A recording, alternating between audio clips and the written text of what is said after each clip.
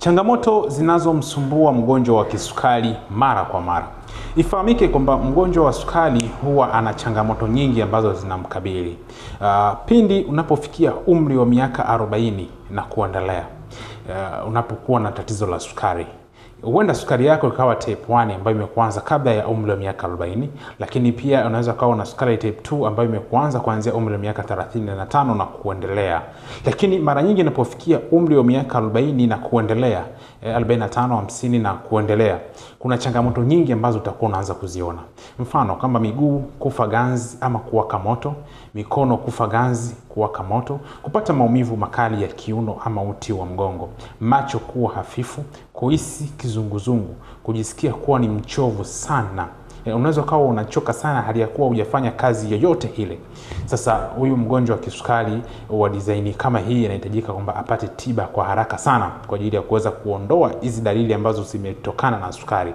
Kwa sababu kama utaziacha, maana yake kwamba sukari yako itaendelea kukushambulia zaidi na zaidi. Sababu kwanza, matokeo ya sukari maana yake kwamba kongosho yako imeshaferi na haina uwezo wa kutoa ile homoni ya insulini.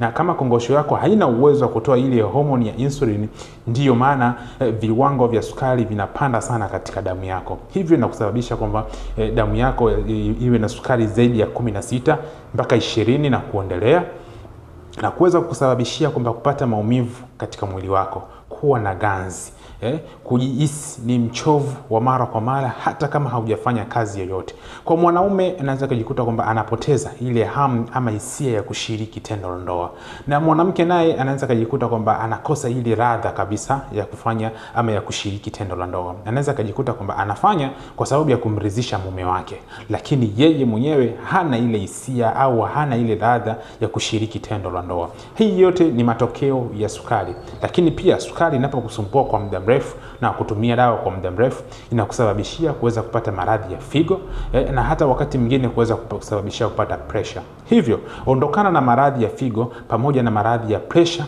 kwa kutumia dawa muda mrefu.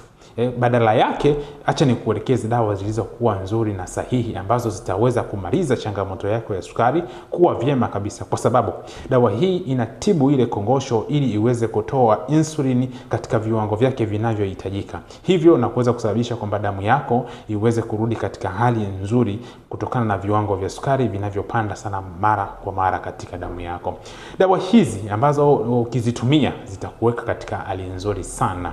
Hivyo naomba nisikilize vizuri niweze kukuelezea ni dawa zipi ambazo unaweza kutumia kwa ajili ya kuweza kurekebisha kongosho yako iweze kutoa homoni ya insulini na ubaki kuwa vyema, ubaki kuwa salama, ili uondokane na changamoto zinazokusumbua, mfano miguu kufa ganzi, kuwaka moto, kupata maumivu ya kichwa mara kwa mara, macho kuwa hafifu, kukosa hamu ya kushiriki tendo la ndoa, maumivu ya kiuno pamoja na uti wa mgongo. Hivi vitu vyote vinaondoka pindi tu tutakapoanza kutumia hizi dawa ambazo ninakuelekeza leo.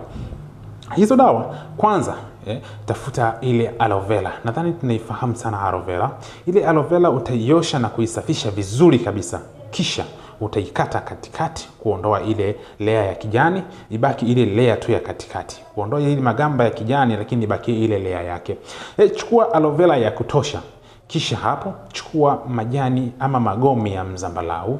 Ukisha chukua magome ya mzambalau, tafuta mti unaitwa mtamba. Ule tamba ina kawaida ya kuweza kutoa kama uterezi. Sasa ule mtamba katakata vipande vyake, kisha utachanganya pamoja na ile aloe vera.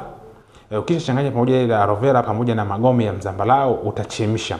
Baada ya kuchemsha, utaichuja vizuri, kisha utaiacha kwa muda fulani. Kwa hiyo itakuwa kama inavutika ama kuwa nzito. Sasa hii inatibu kongosho ili iweze kutoa insulini vizuri kabisa ya kutosha, lakini pia inaondoa changamoto zote katika mwili wako, kuondoa ganzi, kuondoa maumivu, kutibu changamoto ambazo zinakusumbua sana. Lakini pia tunapotibia tatizo la kongosho, utabaki salama katika upande wa figo, utabaki salama pia katika upande wa pressure.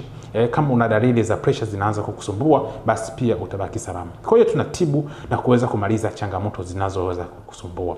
Kama utashindwa kuweza kuandaa dawa niliyokuelekeza, dawa iliyoandaliwa ipo, nitafute niweze kukupatia tiba iliyoandaliwa kwa ajili ya kuweza kutibu changamoto zako za sukari na matatizo mengine ambayo yanayokusumbua. Namba zangu za simu jumlisha 255 752 16 38 38. Usisahau kunifollow, nitakufollow back.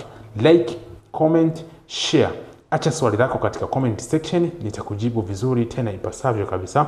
Usisahau kusubscribe katika channel yetu ya YouTube. Nikutakie siku njema, nikutakie kila la heri. Sukari inatibika, kuwa makini na dawa. Tumia dawa vizuri ili uweze kukaa vyema.